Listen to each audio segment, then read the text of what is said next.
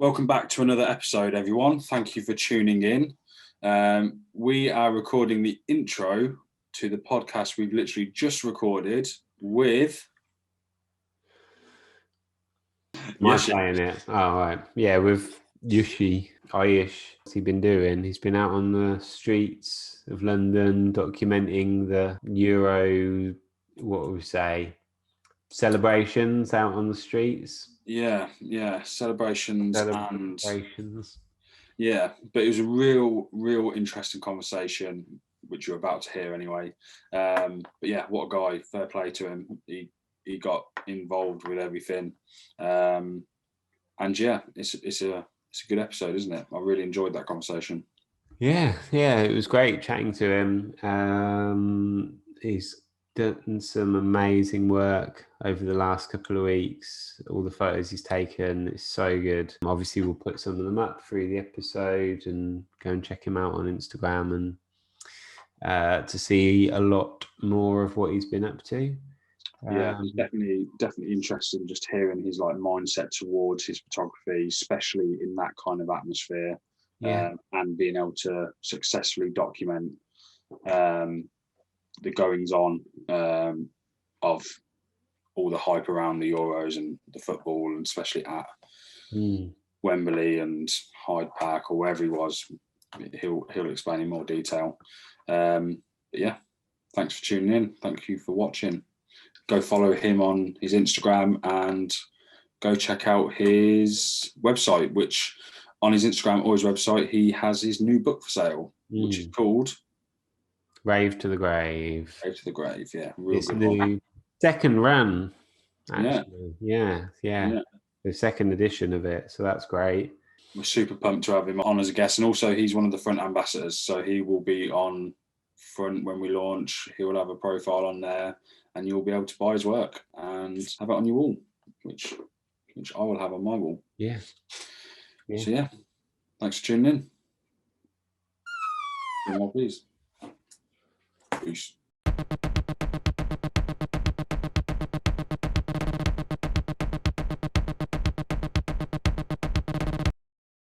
Like I said, we're going to talk about how you've documented the Euros basically in London, yeah? Yep. So I'm pretty sure we don't really need to ask why you decided to go out and shoot that, because it's on your doorstep effectively. And pretty much. You do. It's an opportunity, right? Yeah. But yeah, did you have to plan anything, or was it just a case anywhere you went was a photo opportunity? It was, so it all really kicked off when the Tartan Army, the Scottish, came to London. That was the first big day, because before then everyone was quite quiet watching the game in pubs and oh wow, group stages, not many people cared. But when 20,000 people just turned up to London and destroyed Leicester Square and then tidied it up afterwards, but they just came into London and it was such an insane atmosphere. But it all kind of spiraled out from there, because I felt English fans needed to show them up afterwards. After they left the group stages, they celebrated pretty full on at 8 p.m. onwards, and it was mostly down to that Scottish game. And I had no intention of photographing it, and I was actually working that day in the morning, and I walked around, and I was gonna head to a photography talk, and I walked through Leicester Square and saw 300-400 Scottish people just celebrating, and this is a day before the actual game. And I was this is amazing. And they put foam in Leicester Square's fountain, and I was I need to come back tomorrow. And I came back tomorrow, and people were just really happy to just be in the Euro football game. And then they lost, and they were still celebrating, and I found that pretty hilarious. Oh, they drew, sorry. And after that, it kind of spiraled onto, England's next game. Oh, it was a win. People were celebrating. Where they're celebrating? Oh, Piccadilly Circus. Wasn't it the case that there was only meant to be something I don't know the exact number, I'm going to pull figures out of my head here, but wasn't there only meant to be let's just say 5,000 Scots at the game or something like that? Yeah, essentially. It wasn't like that at all, or whatever the percentage was. there was a very like small amount of people actually watching the game, but most people came to London to like show support and like watch games in pubs or just like find a place to watch the game. But one of the worst things, I guess, best things is there was no like official place to watch the game outdoors. I think a few years ago they had like Hyde Park. It's like a fan zone or London Bridge, but there was none of that. There was Trafalgar Square, but that was a ticketed event and everything was pretty COVID safe there.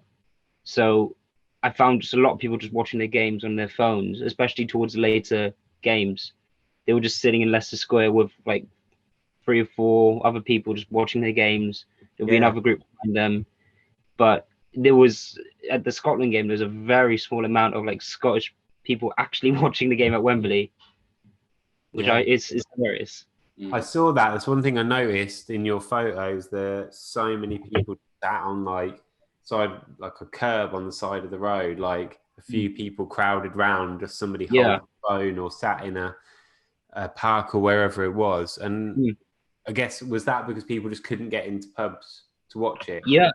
Well, some pubs like Box Park in like Shoreditch was charging £160 a ticket. Which is insane. Wow. Because I saw loads of people there and I did wonder like how they were running that, but just that's crazy. Yeah. Exactly. And especially if you're gonna sit down and buy a pint for like £6 just to throw it across the room when England score. It's a bit worthless, but it was more the atmosphere was there if you can get into a pub, but you were very limited if you got into the pub. But it was more like there was more people watching the games on their phones, which was really nice and quite intimate. Yeah. And you just kind of found all this out just from kind of what I'm guessing that you know, like you said, you went to Trafalgar Square on a work, for work, and then you kind of realised the kind of atmosphere and that you know you can kind of document this, and then did it kind of just steamroll from there that you're like, well, I'm gonna go back for every game. I'm gonna make sure. Essentially, so like I'll be watching the first half, then England are up, England are winning, I'll just go straight to London, or I'll be in London and just waiting for the England game, like watching it on my phone and walking around Piccadilly Circus, walking around Leicester Square and Chinatown and Soho, trying to find these big cluster of fans. And I found that a lot of people they weren't from London, so they didn't know really where to be. And because Trafalgar Square was closed, Leicester Square is right behind that. So someone posted on Twitter, everyone meet at Leicester Square, and 2,000 people turn up, 4,000 people turn up, and it kind of just became almost like a viral thing to do, especially after the Scotland game, because they destroyed. No, they didn't destroy it. They destroyed Leicester Square. The fountain at Leicester Square, I think is a Shakespearean fountain. Yeah. And I've never seen so much like filth in the water around it. It was horrendous. Like I think I remember that from one of your stories on Instagram. Just seeing somebody walking up to someone and like kind of throwing a punch at them or something. Fell over everything you're saying, I'm like, oh yeah, I've seen a photo or video of it, and I realise it's probably your photo or your video. But it was like the flower bed around the fountain was completely destroyed. There was people throwing glass into the fountain, people urinating into the fountain, and when people jumped into the fountain, they got cut because of the glass. So they were bleeding into the fountain. And I saw people just swimming around the fountain, gargling the water, and I'm like, this is not safe.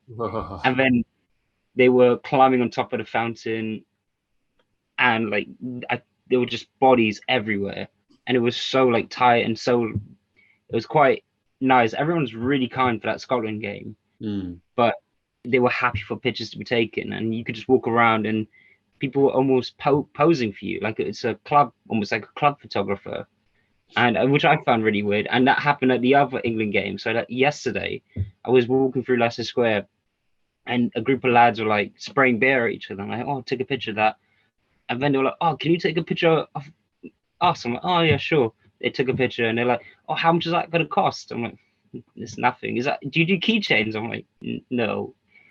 What? No. Yeah. Missing out So- there, mate. You could have made a couple of bob with that. Yeah. Oh, I felt I would feel way too guilty. Like Yeah. someone's, oh, here's 20 quid for a picture. I'm like, I can't take that, man. Oh, I man, can't. you can get Sorry. like portable payment devices, couldn't you? You could get their address. Mm. They could scan I their could. quid, pay you 20 quid, and get a little key, Yeah. send them the keychain. So Well, Qatar's only next year away, so I'll get that ready.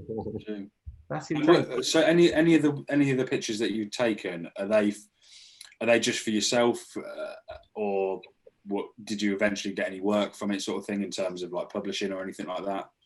Yes, a lot of it is just documentary, so I'm like storing them for my project, which I will talk about a bit later. But I did get a few. I did like sell a few like stock pictures, but Huck magazine just did a quick article today on the pictures I took yesterday. Okay. So which was really great. So yesterday, were you at Wembley yesterday? I was at Wembley for a few hours. Yes. Yeah. Was it around the time when everyone broke in? I just left before then, and I'm happy I left before then, because that was pretty terrifying. That what happened there. Yeah, because I saw a picture that you posted, or a story anyway, and then like pretty soon after saw some footage of that happening. So it was like, oh wow, okay. Wondered if you were kind of like, you saw any of that happen, or but what was it like? Like, what was the atmosphere? It was pretty terrifying, to be fair. Like I saw like Italian fans almost like hiding their like shirts, hiding their flags and bags, and just like, almost like running towards the stadium. But the whole of like Wembley Road was packed, and it was like really, really tight. But people were throwing just throwing glass bottles over their heads, throwing footballs, throwing smoke grenades and traffic cones as well. Anything they can get their hand on, they were like throwing and like trying to celebrate that.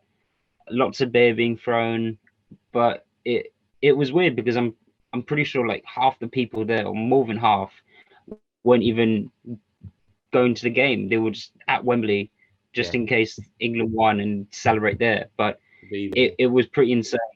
Lots of stuff being thrown. Like, it was like hit on the head with not at Wembley. Sorry, I was hit on the head with a bottle at Leicester Square.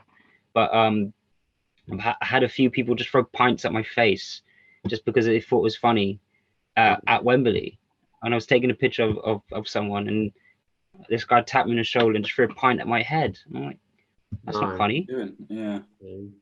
That's quite a nice little segue into like the whole racism around the kind of result, isn't it? Because, you know, if we would have won, no one would have batted an eyelid, but now there's this thing, there's this racial kind of thing around it now, and which is stupid. It was horrible watching it, because it was like, like you say, if they'd have won, they'd have been heroes, and it wouldn't have mattered that a couple of penalties got missed. But as soon as you saw it happen, that's like that's all I could think about. I was like, it's going to be awful. But is it something that you experienced, or? Yeah, sadly, I experienced it for most of the day, actually. And I said to my friends, when we watched the game, we all watched it at the Kirby Estate, which is I guess it's quite almost like a cult estate now. They put all the England flags out every major football tournament, and those guys are really nice. Was you there with Christian as well, Christian Cross? I was there with Christian and a few other photographers, so we were all there together. Yeah, watching the game. I saw one of Christian's photos, and I saw all the flags and everything. I was just like, that's amazing. That's a proper atmosphere, right? That makes you proud to be British. So it is. So, and if everyone's kind of looking after everyone, that's great. But then when you hear kind of like the racial side of things, it just makes you feel like you're not proud of it at all. Well, I said to them, as soon as the game ended, it was like, things are going to turn sour.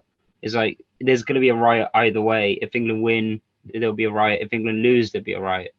And the first people they'll target is the photographers, just because they want someone to target. So we all kind of went our separate ways when the game ended, and I was making my way through town to go home. There was like no buses, no underground, no tubes, because of people just fighting each other. So TfL decided they needed to shut it down. And I was walking along waiting for a bus. This guy just shouts something at me out of nowhere, and I'm like, it's not needed. And you could tell he was angry at the result. You could tell he was like quite drunk, but it wasn't needed. And there was stuff earlier that day where people were just kind of like pent up and a bit almost like drugged up, drunk, and they were just saying some pretty horrible stuff. And I'm like, oh, I brushed it away, but it kind of makes sense. They just want to pin the blame on someone when they're a bit angry or sad about the result. Someone different to them. Do you know what I mean? Yeah. Different. Yeah. Well, I was going to say, because one of the questions I had, because obviously a lot of the kind of like protests or things like that you go to and you document, you'll have a press pass, right? Because you're working. Where something like this, is that kind of like a comfort blanket that you've no longer had, or is it kind of much alike? Well, I have my press pass. I always have my press pass at stuff like this, and I hide it because I like, especially at football games, people come up to you, say, "Oh, you're a journo. Oh, you're a scum," and I'm like, "Thanks, mate. Thanks." Oh, they see a person with a photographer. Say, "Oh, you work for the BBC." I'm like, "No, I wish."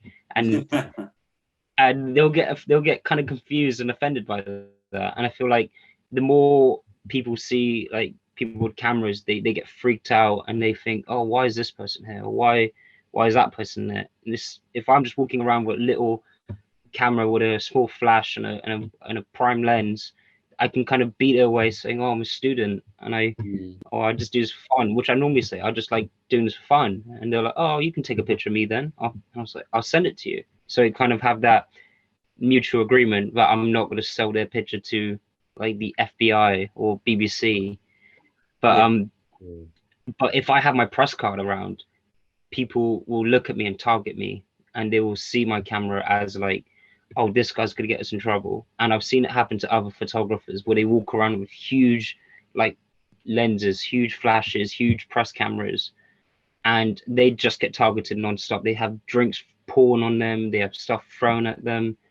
And if I go a bit under the radar and act a bit kind of one of them sort of thing, I will be targeted too. And it's a shame because like I already stand out more than other photographers. I'm smaller, and of course I'm brown, so I feel like I'm a bit more targeted.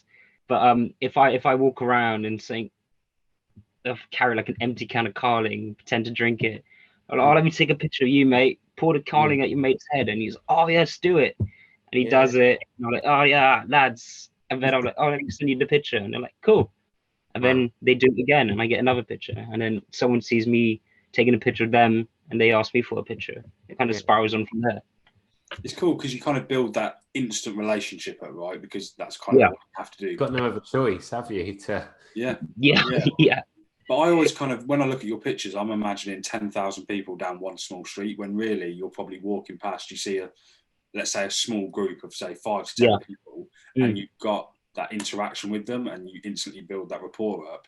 And then before you know it, you maybe took 2 or 3 kind of impromptu photos, and then before you know it, you've got that relationship with them. Say, "Oh, do this, do that, do that," and then you can really, show what it's all about. Yeah.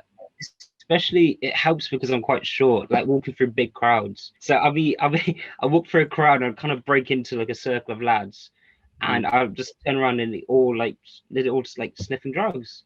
And they'll look at me and like a deer in the headlights will freeze. I'm like, "Oh, I'm not the police, mate. Don't worry."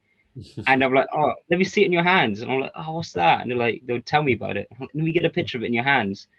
And they're like, "Oh yeah, let's do it." And I'll take a picture of it. I show them. And they're like, "Oh, that's so cool. Let me do another picture of me sniffing it." I'm like, "Are you sure?" Yeah. They're like, "Yeah." I'll take a picture of them. And they're like, "Oh, send it to me. Send it to me." I'm like, "Brilliant." I do another picture. Wasn't there one photo that you posted where someone was doing like drugs off? I can't work out what is it. Was it like a vein or something? No, it's their hand, isn't it? Oh, is it the hand? Yeah, it was a finger. Yeah. Oh, I know it sounds weird. I thought it was like someone had a scar on their arm, and it was like, somewhere to kind of rack up. That's why. That's exactly what I thought. Yeah, like a weird sinewy arm, but it's it's like the perspective. Yeah, such an amazing shot though. Yeah. You've only got a second to capture that. But again, I was unsure how you kind of capture that, whether it would be like, oh yeah, I was, I had 20 minutes with this group of lads, or whoever it might have been. Literally, and, like less than a minute. Yeah, it's crazy, isn't it? Yeah. What camera did you use out of interest? Let me pull it out. I didn't know it'd be the Ricoh. The whole of the Euros, I just use this, and it stinks of Stella right now. Yeah. I picked up this really small Nikon flash, which is perfect, and then I used my Nikon camera on a wide 24mm lens, and I used that for the whole thing. Nice. Is that a new one, or is that your old? This is the one I brought after everything got stolen. Right. Yeah, I did wonder that. Wow. Yeah. Oh man. Bit of a throwback that. Yeah. I was thinking about that the other day. I thought, you must have got a new camera by now. I wonder what you got. So Mind you, I wouldn't be surprised if you took all those on your phone, because I've seen how good your photos are just using your phone. Mr. Photographer of the Year. As I say, there it is. Nokia 3210 special. Yeah, that's it. It's a weird one, especially when people they openly do drugs. And a bit about what happened at the protest rave I photographed a few weeks ago. Everyone was doing drugs, and especially when you walk around with a camera, people half expect themselves to tell people that they're doing drugs because they're doing it so openly. And if you ask them about it, they want you to know. And if you ask them for a picture, they most likely let you take a picture if you're right about it. If you can't just go with a big zoom lens and like really cropping in their face of them sniffing, because then they'll freak out. You could take a picture of it in their hands or in their pocket, and then build that up from there. Learn how like they react to you as a photographer or just someone curious. I'm guessing you're just respectful, right? If someone doesn't want their photo taken, it's not like you're going to be a dick about it. You'll just no, of course. But the only reason I say, because that camera, it's not the most subtle camera. I thought you might have used the Ricoh. But the Ricoh would be drenched in beer. At least my Nikon's a bit weather sealed. I say a bit. When you're photographing people and they're taking drugs, you're primarily talking about like cocaine. Yeah. Even at the raves, because that to me is like just a drug that makes people kick off, I guess, eventually. Oh my god, and yeah. I'm pretty like, like you get that kind of blackoutness of like blackout drunk cocaine mixture. Yeah. Whereas like I thought maybe when you were saying about people taking drugs at the rave, it was more like ecstasy or something that people might be a bit more naturally kind of happy to speak and have their guard down. But in my mind, and maybe I'm wrong, loads of people taking coke would be like quite aggressive and have their guard up and wouldn't in no way like want you to be taking their photo.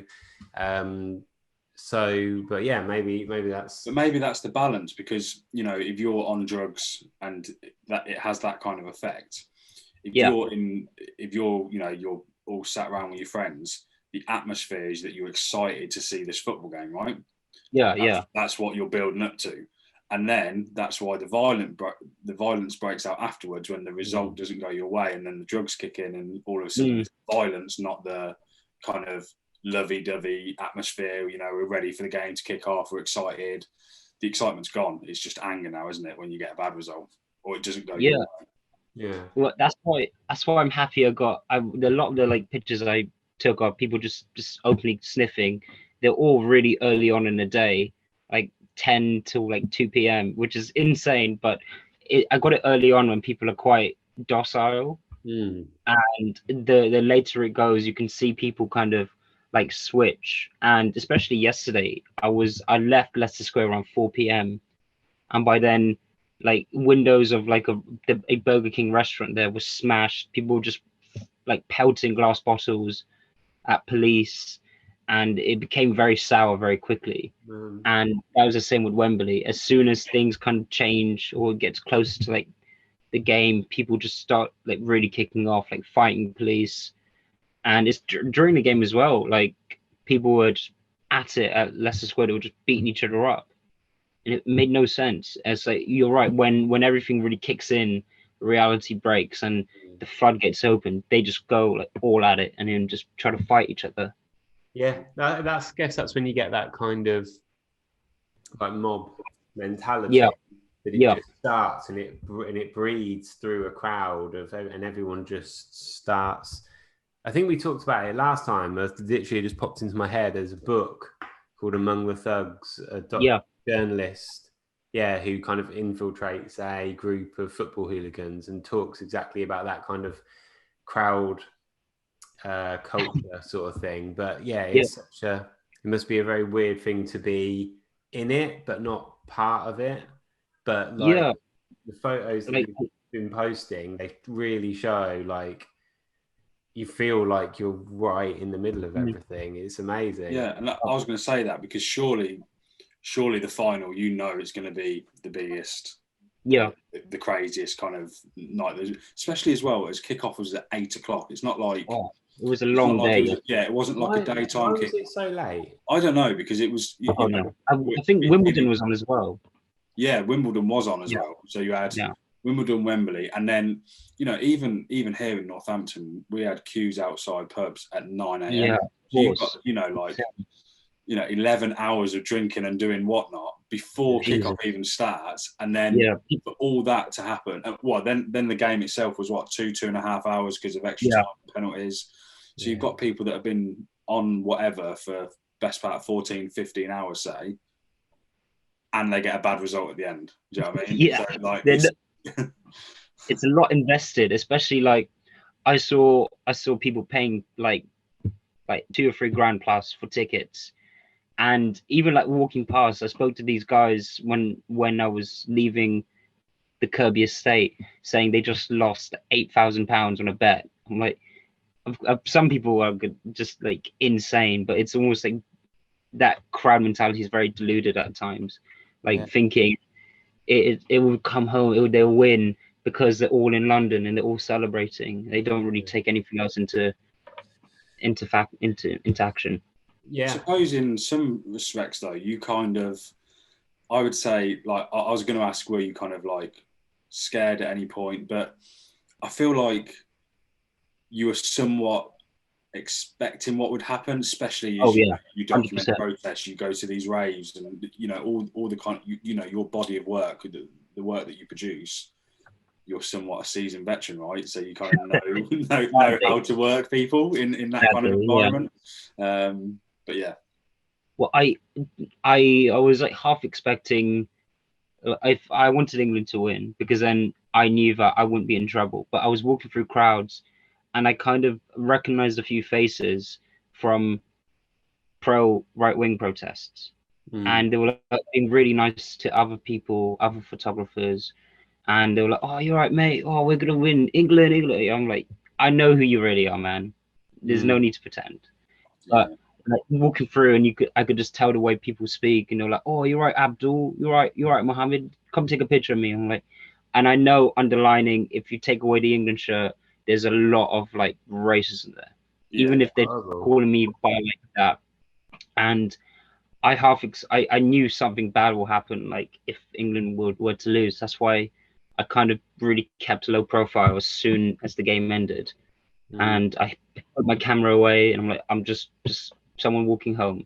Yeah. And even then, it kind of makes it pretty terrifying. Like I was on edge almost. You shouldn't have to feel on edge. Do you know what I mean? Like, I get feeling on edge in terms of like the crowds being around, and it's we've just lost the Euros first time. But I get the atmosphere. I get the mindset people might have been in, but there's no need to. You should never feel scared. No one should feel scared. Do you know what I mean? Period. Yeah. Like, not for their safety. It is pretty horrible as well. Like especially after just like hearing on Twitter, like, "Oh, make sure you get cab home," like black men especially and women. And I was like, surely this can't be true. And then some of my friends were like, "Oh, this might happen, so just be safe." And I was scared. And I heard one of my photography friends who was around Leicester Square, he was strangled just by some other guy, just randomly. I'm like, that's insane. And I kind of didn't want anything to happen. I was terrified, like this morning. So I just needed to just walk and just keep my head down and walk until I can see a bus. And I did it. And then apart from that issue that happened when I was waiting for that bus, I was fine. But who knows what could have happened? It would just take one guy to kind of, oh, I saw you at Leicester Square with your camera. Oh, let me put a bottle in your face. I'm like, Yeah. cool. Or even, And for no reason whatsoever. But it's yeah, terrible, isn't it? The fact that like anybody in the middle of a crowd that doesn't want to be there, or yeah, for the same reason that everyone else is there, is going to feel on edge or a bit scared or yeah, whatever. But for the fact that you essentially feel more scared because of the color of your skin is just yeah, fucking mental. Like, why? How in this year, in this day and age, how is this kind of like 1960s, 1970s mentality of some people? It's I kind of I would like to think it's like not the majority of people, but certainly the people who think it are pretty fucking loud about it and yeah, don't yeah, give a shit. Well, that's the shame of it. It only takes one person to ruin a yeah, reputation, doesn't it? And 100%. like, and I'm sure you know, right? Like, you've got friends or people that you hang around with, whatever it might be, that 100% respect you. Don't matter. Like, Yeah, if I'm in a circle of friends, it doesn't matter to me what anyone looks like. I respect them as people. But and you think with everything that's, without kind of deep diving too politically into it, like all the kind of progress we've made. I don't know if that's safe to yeah, say or not say. I don't want to, be that person who says that and it's not agreed with, but you would think with how much it's now in your face and the kind of education around it, shall we say, yeah, it shouldn't be a big deal. But it is, and it's sad. But it seems, it feels like I think it's that kind of like echo chamber thing. You feel like you're making a lot of progress, yeah, but then when you see the reality of what some other people think, you just think, yeah, that's it. Those people are never going to change their minds. They're never going to start acting differently, and that's yeah. kind of what do you do? Because you can't just be like, oh well, they're racist. That's fine. Well, I mean, I try to brush it off as much as possible, but when it becomes quite apparent and quite in your face, you just have to. I mean, you can't address it to that person saying, "Oh, you're wrong. You can't say that," because then he can turn around to his friends who all probably think like that. I'm like, this guy just called me an idiot. Let's throw him in the Thames. I'm like, okay, Yeah, that's what I always think. Like, you see people on social media, and it's easy to say, call out racism wherever you see it. And it's so like, hard. it's easy to be like at work, to go to your Yeah, HR manager and be like, oh, this person said something. Or yeah, on social media, reply to somebody and be like, that's not very nice. You shouldn't say that. I'm going to send a copy of this tweet to your wife or your boss or whatever. But the reality of like the kind of the other end of that is you on your yeah, own in the street being shouted at, or kind of less than subtle things being said to you or whatever. But yeah, what do you do in that situation? And like you said, you brush it off because you're strong enough as a person to do that. But the point is, you shouldn't have to brush it off. yeah, Like you shouldn't be in that situation to have to brush anything off. And it don't matter how strong you are as a person, you still know deep down that shouldn't happen. And the majority of people know that. Do you know what I mean? And it's a shame that there are people that are so kind of misguided, I guess, uneducated.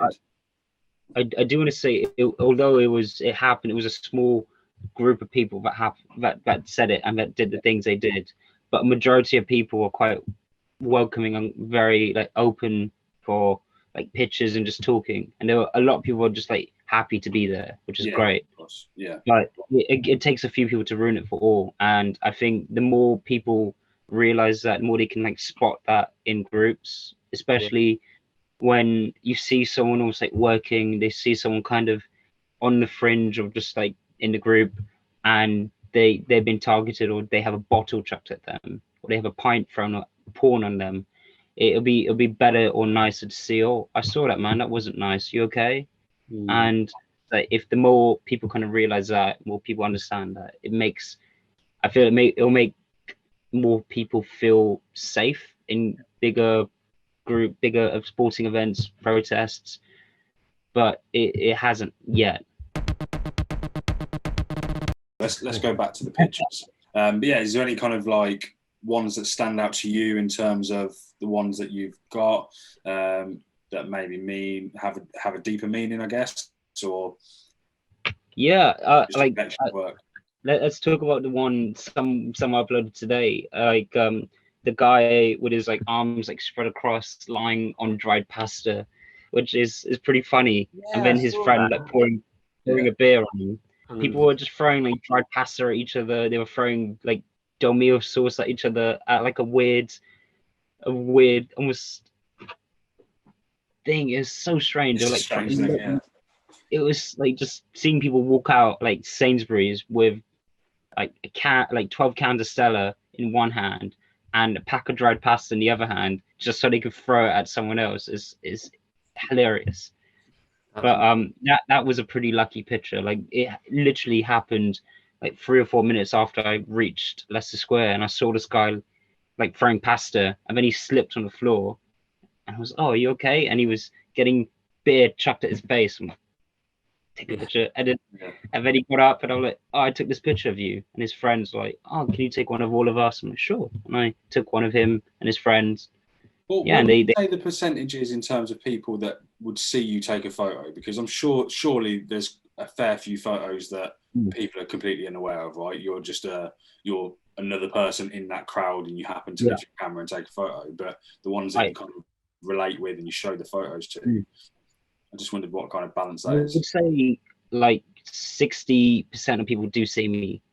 Oh, wow, yeah. Because when I'm like looking directly at them and I take a picture of them, they kind of almost pose for me a bit, or I'll hold off. They're seeing with a camera, and I'll wait for them to kind of hold off, and then I'll take the picture and we'll move. And a lot of it is like just like snapshots. I'll see someone doing something like throwing a pint or like a pineapple at someone, and I'll just quickly grab it, and they will notice me, but not have the like reaction to like either move or kind of stop throwing the pineapple at someone. Yeah. But it's just it's like quite like snapshots almost. It's just that being in a moment, like walking around and seeing like a crowd of people like in front of you, like dancing. Is like, do I go there or do I go around them? It's like kind of like permissioning, like finding where to move and finding groups and sounds. There's a lot I take into factor. Yeah, it's a real like art form to like Oh yeah, to doing it. Obviously, it's an art form, like, but actually, you know, you're finessing it every single time you go out, and you're out almost every day, from what I can see. So, like, whether it's this or before the Euros, but it must be like you've got like so much experience now in doing it. Do you feel like you can get those shots a lot more easily now than you could maybe a year or 2 years ago or something? I feel more comfortable in asking people to do something again, especially if it's like if football related, but if it's something that was like a snapshot and I saw it and I missed it, I'll go up to the person saying, "Oh, can you hold your flag this way and just look back there again?"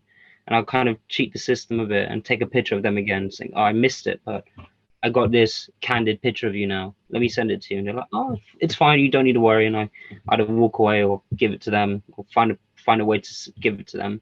I was going to say, how do you send it to them? Like, just take their number and WhatsApp it when you've got it. No, my phone. I use Instagram. I just say, "Oh, if you just message me on Instagram, I'll send you the picture." But sometimes I forget to like give them the picture, and they'll just hound me, like message me like 3 or 4 times an hour. I'm like, I don't even open the message because it's in my like requests. Yeah.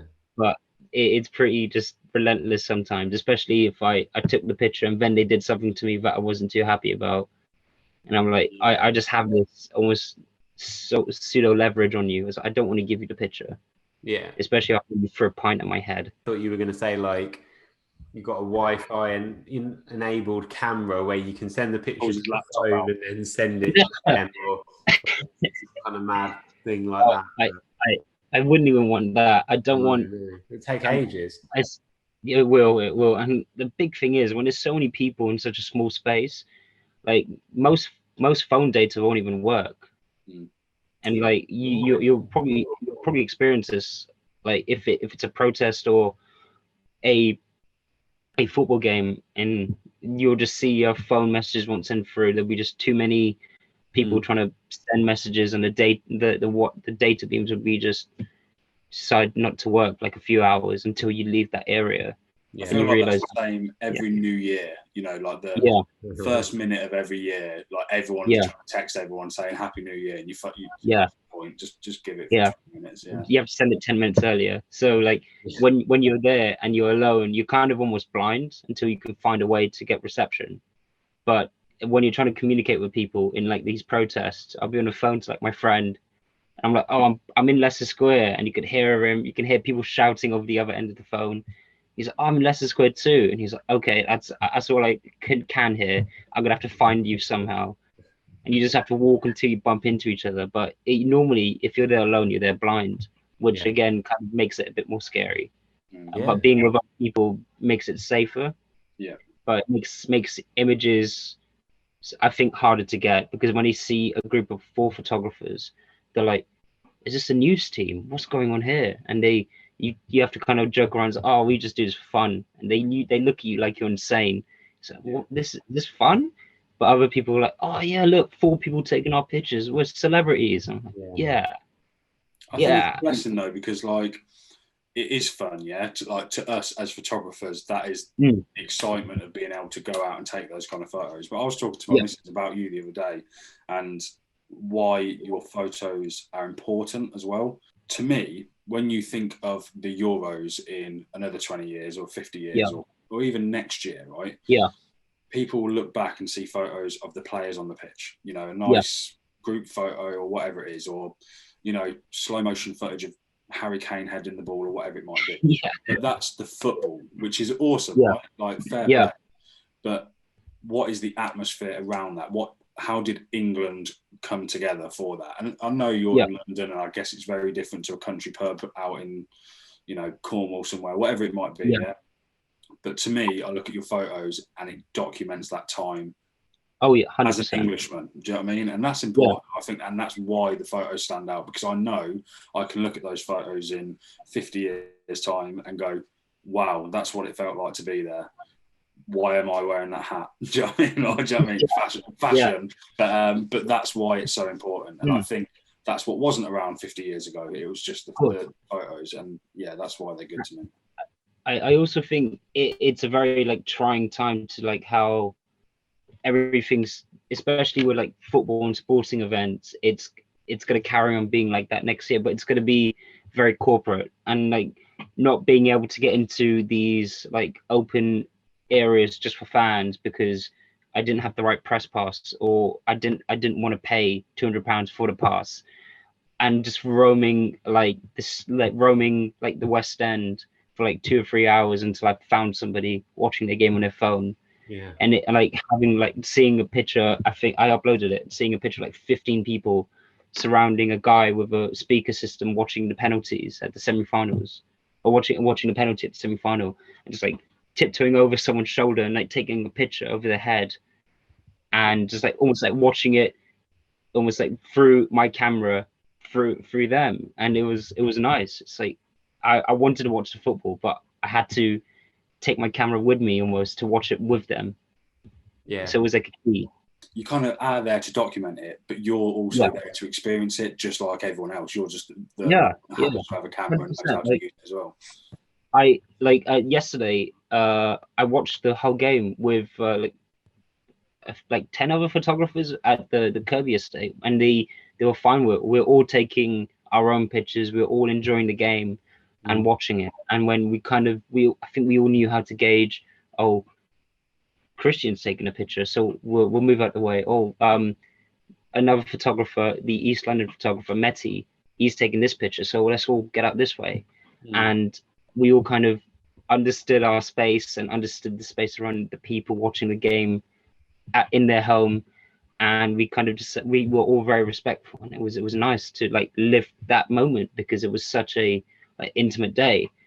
Other than like watching it as well, like watching it on someone else's phone and seeing everyone else's reactions at the same time, because someone else had faster internet, so they celebrated first. But this guy was delayed like 2 or 3 minutes, so he was still watching the game, but delayed. Yeah, so that I was was watching it 2 minutes behind, and we didn't realise until after the first goal where you can hear everyone kind of chanting. yeah. And then we were like, oh yeah, we're behind. But it's funny you say that, because there's like these unwritten rules with photography, and it's the same in other things. Like, and when you were just saying that, then like, you know, you might see Christian take a photo, so whoever taking a photo, and you instantly get out of the way, and that's not something you have to do. That's just out of respect. And it's I kind of relate that to skateboarding, because when I go skateboarding, if you went to a skate park, you're not going to try a trick that someone else is trying, just out of respect, and you wouldn't take the same photo if someone else took a photo. Do you know what I mean? And there's those you know, you let someone go if you see someone trying something, you encourage them, right? Like, and whatever it might be, and it's weird how that kind of relates to photography as well, because you are all there together, even though you're all your own individual photographers with your own certain look on things, even with your own cameras, but still very much, you know, there's still that level of respect there. So what's the thing you're working on? Project. Yeah. So it's actually very related to the my book Rape to the Grave, which is out now, by the way. It's, send us a link and we can share it. Yeah, I shall. You'll probably sell out after we share it, to be fair, because you know, that'd be amazing. Numbers. But I kind of want to explore how crowds work in protests, or just crowds work in like mass gatherings, almost post COVID, and how everyone seems to be like half caring, half wearing a mask, but just very close to each other, and how intimate everyone is now. And by the looks of it, more intimate than people were during these like sweaty raves, and how a lot of these like protests resemble raves because of everyone follows a speaker system, everyone follows these big crowds, and everyone kind of lets loose and does drugs openly and just jumps and like becomes very animalistic, and it's almost like mirroring each other, but very different at the same time. Yeah, wow. So yeah, that's what I'm working towards. That's really interesting. Awesome. And what's the idea from that? Is that to create like a book or a zine or a collection of work? I don't even know. I'm shooting until I'm happy. So I'm kind of aimlessly walking to like every protest and trying to figure out, oh, I've seen this kind of scene before, I don't want it again. But this guy's playing a DJ, he's playing his DJ decks in a crowd. I've got a similar photo to that of my rave book, so I want to get a similar picture to him. So it's a lot of like comparing and like contrasting each photo. So by the end of the day, my head feels like it's gonna fall off. It's just so many pictures I'm trying to reference and like trying to figure out what I can relate it to on the day. So when it comes to it, I can say this picture matches with this picture I took 4 years ago in Cardiff. It must be so hard to do that, because you obviously you know your work better than anyone else, right? But at the same time, if you're going somewhere with a vision, let's say let's say I was doing a portrait shoot with someone, I can take that person to a location that I've already scouted, and I can take exact photos that are in my head. But with you, you're going into the unexpected, right? So you can't like plan those kind of shots. You can hope for the best and then hope that you don't miss it. But it's a weird one to kind of think about, isn't it? I think thankfully a lot of these like protests and mass gatherings all are in very similar places. Yeah. Either like Hyde Park, Leicester Square, Trafalgar Square, and you all kind of follow the same rules depending where they are. And the more I go to them, the more I realize they have their own set of rules themselves. It's so each place is very different and also very the same to one another. So it's like kind of learning how to work in like 5 different scenarios at the same time, which is hard. Imagine. Sounds awesome. Like you say, it must be hard to get the different, like almost find different types of shots. Like if you're a gig photographer, you'd go, gig photos, they look amazing, but I imagine when that's your job, you just go, well, they're pretty easy to take, to be honest. This is the type of picture you got to get. These are my Lightroom presets or whatever, and And you just go, yeah, there you go. It's easy to make it look good because you've got great subject matter, but everything looks the same. If you took a photo of a stage with a crowd in front of it, it's going to look pretty much the same to every other gig, you know, ever really, just to different sizes of stages and crowds. So it must be a similar kind of thing, I guess, with protests, particularly if they're in the same location. You've got different people, or maybe not, you know, all the time. But you said, like you say, you see some familiar faces, but you've got different people, but the same location, protesting something similar. They've got masks on, they got signs, you got police on the horses. So yeah, it must be quite a task to spot something unique about that particular thing. I guess that's why, like, maybe that's why it's really engaging looking at your photos, because you're in the middle of the crowd. You're not taking them really far away, like we discussed before. You're right in, and you're focusing on people and the individuals and what they're doing. And I'm interested to see what you come up with. Thank you. I was just thinking of like a wedding then, for argument's sake. Like as a wedding photographer, you would go there. It doesn't matter what the couple is, you're going to take the same photos with the same presets after you edit them, because that's what they want. Where you're going to something where every kind of gathering that you go to, whether it be a protest or rave or whatever it might be, they're all about something separate, and you have to kind of show that in the photos you're taking. So that's quite a weird one to think about, isn't it? Yeah. Like I would say the only thing, especially what you just said, the only thing different between the England like photos I took and the protest rave is that one group is wearing England t-shirts, but they're essentially doing the same thing, like singing, dancing, throwing beer at each other, doing drugs, the same thing, but one's wearing a t-shirt as an England top. That's it. Yeah. Maybe you need to do like a guess where it was taken, like you get from the, you know, so it's just like headshots and you can't tell. Is this a rave? Which match was this from? Riot, rave, or football match, or I'd take that into consideration. Yeah, that sounds good. Don't listen to us, you're doing better than us, mate. Oh no. Have you got any parting words, or you want to give a shout out to anyone? I want to say some parting words. Don't get Stella on your camera. Hang on, let me just write that down. Makes it very sticky. But no, if you mass gatherings, if you photograph people in a big group, shoot fast, shoot with a wide lens, and get in close. Get yourself involved. Well, stay safe. Of course. I was wearing a mask for most of it. Well, but, it's great. I think you're very brave doing it and keeping going to it. It must be very cathartic. Definitely looking forward to seeing what you've got coming up soon. Thank you so much, guys. And as always, we'll continue to share your work because we like it. Thank you, guys. Thank you so much. Yeah, no problem. Yeah, appreciate it.